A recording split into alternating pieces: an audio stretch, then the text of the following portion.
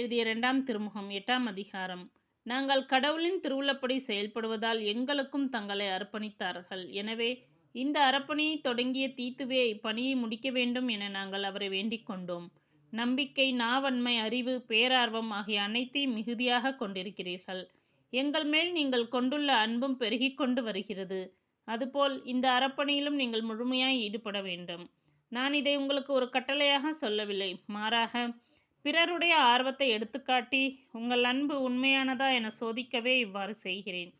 நம் ஆண்டவர் இயேசு கிறிஸ்துவின் அருள் செயலை அறிந்திருக்கிறீர்களே. அவர் செல்வராய் இருந்தும் உங்களுக்காக ஏழையானார். அவருடைய ஏழ்மையினால் நீங்கள் செல்வராகுமாறு இவ்வாறு செய்தார். இவ்வரப்பணியை பொறுத்தவரை என் கருத்து இதுவே. இது உங்களுக்கு பயனளிக்கும். கடந்த ஆண்டிலிருந்தே நீங்கள் இப்பணியை செய்து வருகிறீர்கள். அது மட்டுமல்ல, இதனை விருப்பத்தோடு தொடங்கியவர்களும் நீங்களே. அப்பணியை இப்போதே செய்து முடியுங்கள்.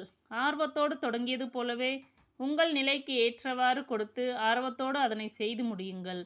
ஆர்வத்தோடு கொடுத்தால் தம் நிலைக்கு ஏற்றவாறு எவ்வளவு கொடுத்தாலும் அது இறைவனுக்கு ஏற்புடையதாகும்.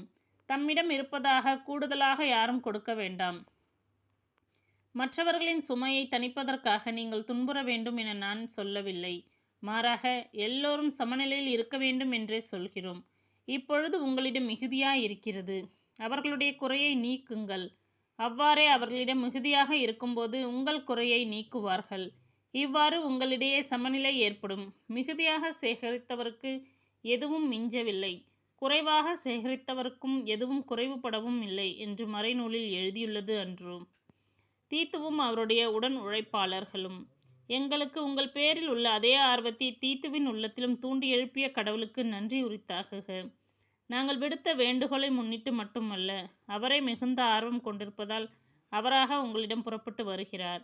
அவரோடு மற்றொரு சகோதரரையும் அனுப்புகிறோம். அவர் நற்செய்தி அறிவித்து எல்லா திருச்சபைகளிலும் புகழ் பெற்று விளங்குபவர்.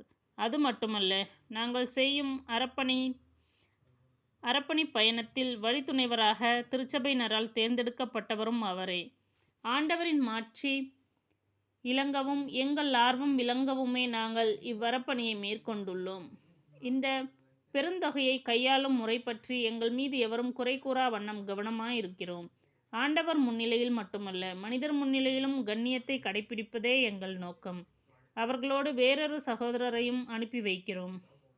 இவரது ஆர்வத்தை பலவற்றில் பல வேளைகளில் நாங்கள் சோதித்து அறிந்திருக்கிறோம். அவர் உங்களிடம் உறுதியான நம்பிக்கை மிக கொண்டிருப்பதால் இன்னும் மிகுதியாக ஆர்வம் காட்டுகிறார். தீத்துவை பற்றி கூற வேண்டுமென்றால் அவர் என் பணியில் பங்காளியாகவும் உடன் உழைப்பாளராகவும் ஆவார். மற்ற சகோதரர்கள் திருச்சபைகளால் அனுப்பப்பட்ட தூதர்கள்.